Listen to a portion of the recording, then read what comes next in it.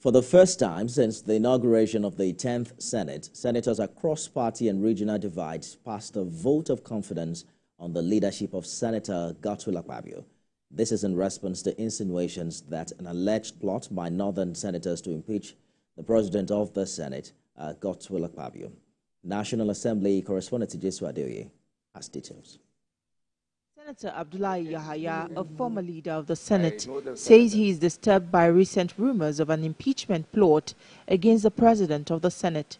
The lawmaker, who represents Kebbi South, says it is particularly worrisome that northern senators are always being accused of hatching such plans, despite several attempts to affirm their solidarity to the leadership of the Senate. For anybody to bring division across ethnic or regional lines is undermining the progress of our democracy and is undermining the capacity of this institution.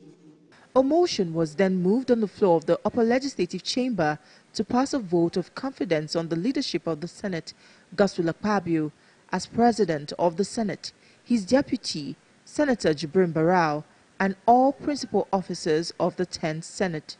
I think it is important for some of us that are probably being seen as the frontliners to say, without consulting my friends, my colleagues from the North, that I move that will reinforce a vote of confidence in both you, the Senate President, and the Deputy Senate President, and the entire leadership of the National Assembly in this regard. And I assure you that the comradeship and the bond existing between us in the 10th Senate will continue.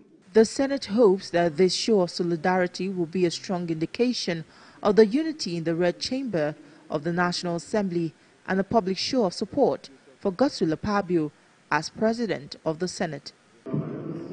In another development, a bill to create a legal framework for any transaction involving large corporations and small and medium enterprises has killed second reading.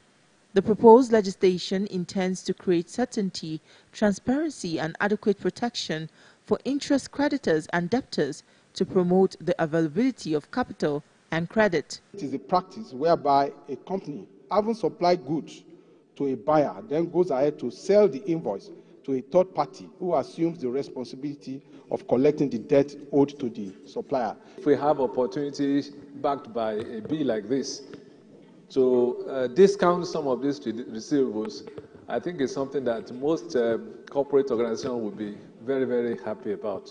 The bill has been referred to the relevant Senate committee for further legislative action. TVC News, Abuja.